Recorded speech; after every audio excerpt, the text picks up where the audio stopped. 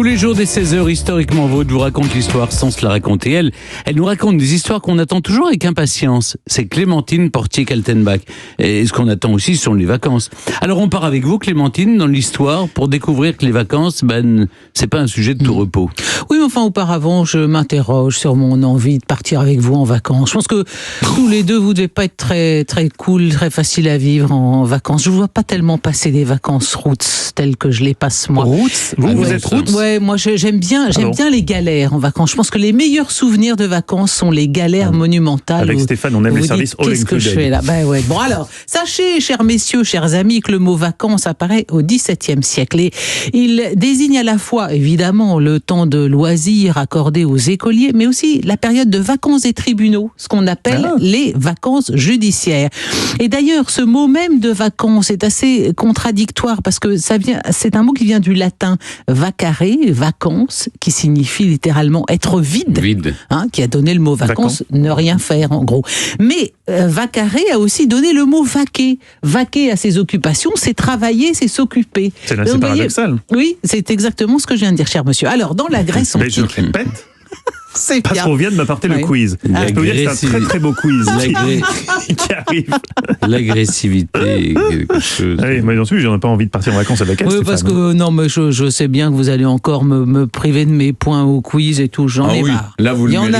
Il y en a marre. Alors, si on remonte au plus loin dans l'histoire des vacances, dans la Grèce antique, il n'y avait pas de vacances parce qu'il y a tellement de jours fériés qu'il n'y a pas besoin de faire des vacances. Et d'ailleurs, dans l'éducation grecque, il y a un équilibre assez harmonieux entre études intellectuelles et disciplines physiques. Les élèves sont pas rivés derrière un pupitre, donc ils ont moins envie de s'ébrouer, de partir et d'arrêter de travailler. Alors qu'à Rome, il fait tellement chaud l'été à Rome qu'il fallait vraiment quitter la ville et donc les classes étaient totalement suspendues du 15 juin au 15 octobre, c'est-à-dire 4 mois de vacances. Et même quand un empereur ou un autre essaiera de raccourcir cette durée de congé, ça donnera 15 juillet, 15 octobre, soit quand même 3 mois. Parce qu'à Rome, comme en Grèce, les jours fériés sont tellement nombreux, à Rome, il y a eu jusqu'à 182 jours fériés dans l'année. Alors, vous voyez, quand vous avez 182 jours fériés, vous n'avez pas tellement le besoin de prendre des vacances. C'était un sujet aussi brûlant que les 35 heures aujourd'hui. Et quand Marc Aurèle, au IIe siècle après Jésus-Christ, a tenté de ramener le nombre de congés de jours fériés à 135, ça n'a jamais été respecté. Les gens n'étaient pas d'accord, comme aujourd'hui, quand on dit à ceux qui sont en moins de 35 heures, il faudrait peut-être remonter jusqu'à 35. Bon. Au Moyen-Âge, il n'y avait pas de vacances, parce que les jours de classe sont supprimés tous les jours de fêtes religieuses, donc pas besoin de vacances. Et s'ajoute à ça le dimanche qui est obligatoirement chômé grâce à Charlemagne, avec son admonition générale. C'est un capitulaire de 789 par lequel il restaure les écoles. Il était prévu qu'on ne travaille pas le dimanche.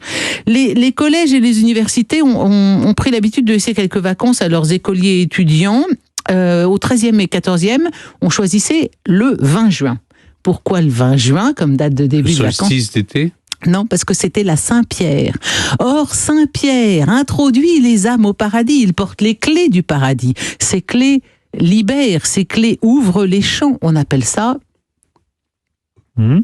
Alors, c'est les clés de Saint-Pierre qui ouvrent les champs. Ça s'appelle la clé des champs. La clé des champs, je l'ai dit. Prendre la clé des champs. Ah, j'ai pas entendu, excusez-moi. Alors là, pour le coup, c'est moi qui deviens sourde. Bon, voilà. 2 points en moins. 2 points, d'accord, très bien. Alors, donc, la clé des champs se fait, on part en vacances à la Saint-Pierre et on revient le 25 août, c'est la Saint-Louis. Si vous disiez ça aujourd'hui, je pense que, 2 mois de vacances entre la Saint-Pierre et la Saint-Louis. Et quand sous l'Ancien Régime, les autonomies, sous l'Ancien Régime, les facultés ont une grande autonomie, elles choisissent les dates de congé, mais très souvent, c'est en fonction des travaux des champs et notamment des vendanges. Donc, on libère les enfants pour qu'ils puissent aller donner un coup de main pour les vendanges à leurs parents. Il faut dire qu'à l'époque, il n'y a pas non plus, pendant la semaine, il n'y a pas de coupure. Nous, quand on était petits, on n'allait pas en classe le jeudi. Après, c'est passé le mercredi. Vous, c'est sans doute le mercredi. On allait en classe le matin, le mercredi. Oui, mais enfin, l'après-midi était libre. Nous, quand on était petits, c'était le jeudi. Alors que sous l'Ancien Régime, il n'y a pas de coupure comme ça, mais les heures de classe sont moins longues. C'est 8h, 10h30 le matin, donc 2h le matin et 2h l'après-midi. 14h, 16h30. 4 heures de cours dans la journée en tout et pour tout. Bon, tous ces congés religieux, ils vont être interdits pendant la Révolution, naturellement. Hein. On abolit le Mardi Gras, la mi-carême, et c'est Napoléon qui va revenir mettre un petit peu d'ordre là-dedans, réinstaurer. Comme souvent. Comme souvent. En tout cas, pour les dates de congé, il avait confié une mission à un ancien principal du collège Louis Grand, et qui doit présenter un rapport sur la question des vacances au lycée. Ce qui est marrant aussi, c'est que j'ai découvert que c'est depuis la nuit des temps, les étudiants rentrent en novembre. Ça a toujours été comme ça. Et il y a cette tradition en ancienne. Octobre, on rentre. Octobre ou novembre.